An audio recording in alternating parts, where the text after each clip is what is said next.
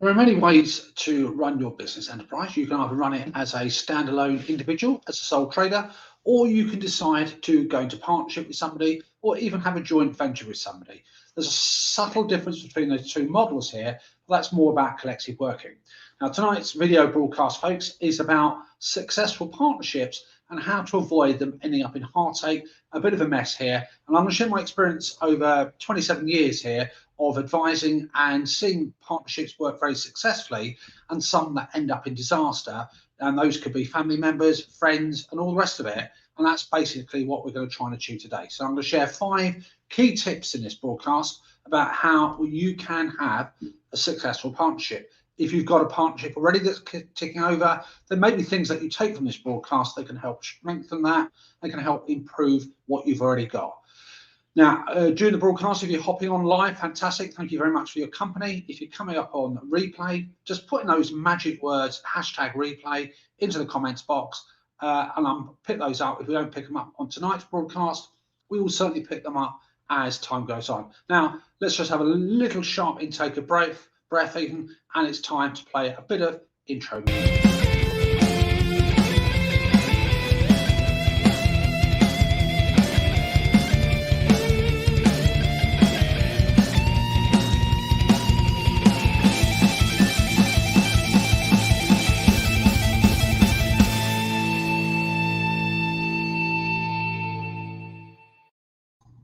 Nice bit of music there, just to get the blood flowing, to get that little vibes going here as well. So folks, if you're just hopping on, hello, thank you for your company. If you're coming on to watch the record, put in #replay. If there are any thoughts and comments you want to share, if you are in partnership yourself, there may be some tips, some experiences that you'd like to share with our audience. Obviously, keep them clean, and hopefully it's not been too acrimonious. If you've got a positive relationship with your partner, and his partner, by the way, can be more than one, then we'd love to hear your comments and your thoughts as well. Now, tonight's session isn't necessarily about the merits of a partnership, but let me rehearse what the common reasons are why you may consider going into partnership with somebody and where the benefits can be from that before we start looking at what we can do to have a nice, strong, improved partnership relationship. Now, if you're working as a sole trader, a sole proprietor, you may be in a situation where when you need extra resources, personnel to help grow your business, help manage your business, you can bring in freelancers, you're going to employees, and that's fine. And that works at a very excellent level. And I've known many sole traders who do engage, a team to help them run their business. If you're a limited company, you could be the same thing. You could be the sole director, sole proprietor, and you're managing that company on your own auspices. Now, if you decide that actually you want to have a partner, and that could be for social reasons, so being an entrepreneur, being a business owner can be quite lonely, can be quite isolating. You don't have anyone to bounce ideas off. It may be your friends and family aren't necessarily in the line of work that you're doing, and therefore trying to bounce ideas and share experiences there, they may not be the best choice there. So a partner can actually step into that breach. It may be that you need additional resources, skills and expertise. You don't necessarily have the cash or the finances to hand to make that investment, to make that commitment. Therefore, that partner can bring in those extra finances, those extra skills. You may be very competent in one area, but you lack certain skill sets in the other area, and it may be worthwhile having a partner brought in. It may be that you want access to a network, further distribution, and your partner or partners can provide that input for you. It could be you want to share the risk. So there's lots of definitely positive ways of running a business, and a partnership can be a very positive thing. From my own, I do have a business venture that I run with a good friend and I've gone through the same process myself here. Predominantly, I run a business on my own auspices, but again, partnership working can be a plus thing. However, what we want to avoid, if anyone's seen the film War of the Roses with Danny DeVito, Kathleen Turner, I think I was watching a rerun earlier on today, that is about a marriage that goes wrong very acrimoniously. They are in love at the beginning and it becomes very messy. It's a very funny film, not because people are suffering there, but I'll put that link in the reference at the end, by the way. What we don't want is that War of the Roses, that acrimonious split for you and your partners. So having said that, what is it we can do? We've got an idea of why a partnership can be a really positive thing, but it can also end in a lot of heartache, financially, emotionally, and otherwise. So I think the first thing you've got to think in terms of is that when you go into partnership with somebody, there's got to be a commonality, there's got to be a shared value system there. Now, it doesn't mean that all of you believe in exactly the same thing. It doesn't necessarily mean that you've got to have an identity of you that you go into partnership with, but you've got to have shared values in terms of how you conduct business, what your objectives are in your business, what your mission is, what your fundamental end objectives are. And if you don't have that shared experience, that shared value of objectives, outcomes, business integrity, business ethics, how you want to conduct business and all the rest of it, that's going to lead to a potentially fractious relationship going forward. And I suppose, how do you know? Well, it's going to come into mind one of my other tips later on here. You need to be able to have that conversation, and you need to be very careful, by the way. Don't get sucked in by the enthusiasm or the opportunity of a partner who's going to come into business with you. What you've really got to remember is that you've got as much to provide to that relationship as your partner or partners do as well. So don't rush. Think about these things very carefully here. But that's certainly one thing you've got to really fundamentally agree on at the outset is about those shared objectives, those shared visions, those shared goals. If both of you decide that you want to proceed your business going completely opposite ways, that is not going to lead to a very good outcome at all. So that's one thing I think you need to make sure that you've got battened down and that you've identified. Now, the second tip that I would share with everybody here is about track record and shared experiences. And by track record, I don't necessarily mean that that person or people that you're going into business with have got to have a wonderful track record in business, but do they have experiences of working in a business environment? If that's their first new venture and you've been established for quite a number of years here, you'll find there'll be a disconnect in the early stages here as they get used to having that transition going to the world of self-employed and running their own business. So what's the background? What's your shared experiences? Think of it like, I suppose, interviewing somebody for a job where you'd want to have some idea about what your main criteria are, what you're looking for, what's going to fit and gel well with you. And having those shared experiences, that track record, is going to be really powerful and really useful. Now, please note, folks, this does not mean that if somebody doesn't have these elements here, it's going to be doomed to failure. Certainly not. But what it's saying is that you've got a greater likelihood of success if you've got those shared experiences, those shared values, those shared objectives. And if you don't have them, then that gives you something that you can work on if you still think that the person that you're going to be using and working with very closely, and it can be a very close emotional bond that gets created, then that's something for you guys to work on as well. So we talked about shared values. We've talked about shared experiences, a track record of your previous partner. What are they bringing to the table? Now, thirdly, and I'm not giving any weight, by the way, to the relative importance or not of each of these, is about clarity about who does what. What I've noticed in a lot of partnerships that have unfortunately hit the brick wall, have actually not prospered very well, even though the vibe, the enthusiasm was there at the beginning, is because there's no real clarity of who does what. So what are the job roles?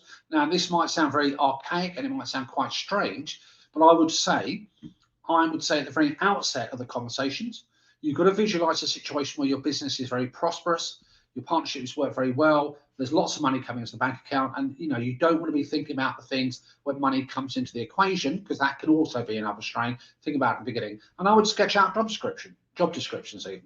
So just do the main overview about what each party is mainly responsible for. So it may be that your partner is the one who's the back office person, who's very good at systems, very good at administration, very good at processes. That's their primary, not exclusive role. Yours may be in terms of the marketing, the selling, design and copy. You may be both very good at the delivery of whatever service you're providing, whatever products you're producing. So what are the key roles? Who takes that lead responsibility? Make sure you've got an outline of that so you know what each party is actually doing and where do you come together. Now, in terms of when I come to one of my final points about the tips here, it's all very well documenting it, but you've also got to make it a living, breathing thing itself. So you can't just write the description and say, there you go. You've got to also introduce a mechanism, which I'm going to talk about in a few moments, where this becomes a reality and not just a paper exercise that you're performing. So we're talking about who does what. Make sure you've got that clarity. And again, what I have seen, unfortunately, over the years, over the last 2 or 3 decades, is if you don't have that defined level of responsibility, who's the primary contact person, who does what tends to happen is that one party, especially when money comes into the equation, feels resentful because they feel they're doing all the hard work, whether it's the support, admin and back office staff, their partner might be the front facing one. It seems that all the glory might be shone on one direction and not the other. It might end up that you're carrying the slack. It may be that you're doing more than you think you should be doing. And again, therein lies resentment. And we don't want resentment building up, because once you get to a point of no return, if you're not actually sort of dealing with these issues as they go along, it will get very messy. And unfortunately, as I said, I have seen business partnerships, business joint ventures that start off with very great intent. People look at things on the surface, they don't really dig deep into this here. And what will happen is that you can end up with a very dangerous, catastrophic situation. I have seen friends fall out. I've seen friends, family fall out. I've seen brothers and sisters, husbands and wives getting very stressed. I will emphasize, by the way, I have seen very successful partnerships that work very well. So that's another thing. Make sure you've got a clarity. And this leads me neatly into my fourth tip. And it's all about communication. Now, human beings, especially in the world of business, are very poor, in my opinion, of actually talking honestly and openly about lots of what they might consider to be quite yucky or quite difficult issues. So whether that's money, whether that's if there's something that's actually upsetting them, peeving them, could be a very small irritant. Human beings find it very difficult. So when I say confront the situation, we're not talking about doing this with, as a mean-spirited thing. We're not talking about being unkind. But if you cannot have an open conversation with your partner, if you cannot have a frank conversation that says, okay, this is what we're doing, I'm not quite sure, I'm not quite clear, I don't actually agree, let's have a conversation about that. If you feel you can't do that, if you feel that your partner is not doing enough work, or your partner may feel that you're not carrying yourself, if you feel that the money split is not being fairly done, all those other things as well, the decision making might be going a bit askew, then you need to address it, and you need to address it sooner. Because if you don't address it sooner, what tends to happen, you might let it slide. I think I was only a minor point. Next time round, that minor point might compound. Next time round, it becomes much more difficult to bring the subject up. And for something that could have been a very small thing that could have been resolved very quickly becomes a disproportionate thing in both parties' eyes. Now, we've all experienced that in our personal lives, I'm sure, where for whatever reason you don't want to have a conversation with your partner, your friend, somebody is part of your emotional social circle. You feel very uncomfortable raising those points. If that's what happens in our personal lives here, just think what happens in our business lives here, and it does magnify itself. So you've got to be able to have that ability to have that open, honest conversation. Sometimes it's very difficult to have those conversations when you are friends originally. It's academic to me about whether you are the best friends in the world. Obviously, there are some plus sides to that relationship that you've had that you bring into it. But it also might mean that you don't necessarily have those open conversations because you want to hold back, because you don't want to ruin a friendship. Take it from me, by the way, that if you're in business with a friend and it turns out to be a very dysfunctional business relationship, it will overspill into your friendship as well. Now, again, I'm not necessarily saying don't employ family and friends, but remember, however much you try, you will not be treating that person as equitably and as balanced as it would be if it was a stranger. So think carefully about that. I certainly would suggest once you cross that threshold into your business environment, your business life, then leave the friendship at the door.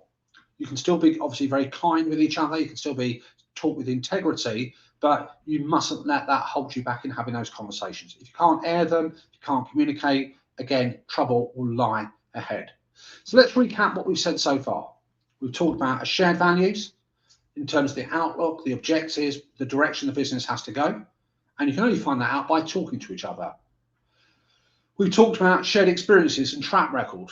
In an ideal universe, you both come to the business as with some experience. If you're not, if you're both new startups, great. But you've got something in your background, something in your history that is a commonality there. Number three, you've talked in terms of the clarity of who does what. So what does the business actually need? Draw up some job roles. I always like to encourage people to view their businesses, whether they're a small business or a large business, that you are effectively engaged and employed by your business. So have that visual mental separation in your brain, and again, write a job description out for the roles that all of you are discharging. I keep saying both, by the way. Remember, partnerships can go beyond two, as joint ventures can be. There can be a multitude of parties that you can have. Number 4, we've talked about honest, robust, kind, fair, straight conversations here that you can have with each other. And if you can't do that, then I would suggest you do it on typically it's a monthly at worst, but typically, ideally, you have that weekly catch up, whether it's the end of the week, the beginning of the week, and you can literally treat it like a board meeting. What's the agenda? What's the issues you've got to resolve? Move on. Don't think I don't have time for meetings. I don't have time for conversations. You need to make the time, because it will pay itself back in bucket loads later on. Now, what's the 5th and final point? The 5th and final point, again, and I have seen many more than is probably appropriate, partnerships that are never documented. So people go in with intentions, they have a verbal understanding, whatever that means, but they never put anything in writing. And putting something in writing doesn't actually mean to say, oh, I don't trust you at all. Writing something, documenting it, articulating what the nature of that agreement is between you and your partners, articulates it clearly what you've agreed, gives some clarity and lines of responsibility. And you're talking about things like who puts what in, what's the financial contribution that each of you make? What's the amount of monies that you both take out of the business, or all of you take out of the business? I'm defaulting back to that both, but as I said, it applies to however many parties you have. So how are profits or losses shared? What about if somebody else wants to come into the partnership? Is it a universal thing? What do you do if there's deadlocks? Now, if you've got an equal partnership, then there are likely to be deadlocks. What do you do in that situation? And there are ways to resolve that. You know, do you have a mechanism? Do you take it as what's called sometimes like a rotating chair? Somebody takes charge. What's your legal structure going to be? Now, typically, certainly in the UK, you can have what's called an LLP, which is a posh term, acronym for limited liability partnership, or you can be what's called an unincorporated partnership, which is basically sole traders stuck together. Who's going to be responsible for what we said earlier on? And I think certainly above all of this here, it's about accountability as well. So that document, your partnership agreement, is clarifying what we've talked about earlier. It's clarifying what the financial splits will be. And my personal view would be, at the very beginning of a conversation about your partnership or joint venture working, think about the money. Talk about money at the beginning. Do not avoid that conversation about money. Far too many people, I think, shy away from those conversations about money because they think it's quite, that's not a good thing to do. They dissociate themselves from numbers and the money, and that's a big mistake that you're making in your business. You need to get down and dirty. Money is a perfectly natural thing that flows through, and it helps you deliver your why. It helps you become sustainable. It helps you to have a decent lifestyle, and it helps you to be there in the future. So money is an integral part of one of your main objectives there. It's not the only one, certainly, but it's certainly a key part there. So talk about the money, how you're going to get it, how it's going to be split, who puts in what, when you can take it out, and therefore regulate it. Finances, are a common reason, by the way, in the outside of the business environment, a common reason why couples split up. So it's no different when it comes to a business partnership. So folks, listen, I hope you found that really useful. So we've got 5 key tips here. Again, remember, a takeaway is many partnerships can thrive and very prosperous and can be very positive and successful. But it's about looking at those things in a more formalized, structured way. What I would also say is about transparency. So if you are, for example, identifying who's keeping the records of the partnership, who's keeping the accounts, my fundamental truth would be do it digitally so everyone can share and get access to the information that's being revealed. The more transparency you have in that relationship, then the easier it is to conduct the partnership. Don't be the one who hides the information away from your partners, and vice versa. Don't let one party be the viewer of all the financial information, have sole control over the money. All of you have got to be aware of what's going on in the business financially and otherwise. Now, I hope you found this useful. I hope you got some value that you can take away from that. By all means, drop me a line, drop me a comment in the box in terms of what you found about this broadcast, whether you found it useful, any tips that you want to share, we can certainly relay them on. If you want to access any more information, I've got my old classic website address there, the YouTube channels. And I should have done this probably at the beginning, by that I was just too enthusiastic to get stuck in. Obviously, my name, Mahmood, is on the screen. For my sins, I'm an accountant by qualification. I have worked in the world of education. I've also worked in industry, and I've worked across countries, not just in the UK I've worked in, but I've also been fortunate enough to work in places like Africa, Cuba, Europe, Russia, and the like. And what I found is that wherever you are in the world, finance and business is a common language that's adopted. So listen, folks, hope you got some good takeaways from that. And until then, wrap up warm, stay sanguine, stay positive, and I'll see you folks on the other side next week.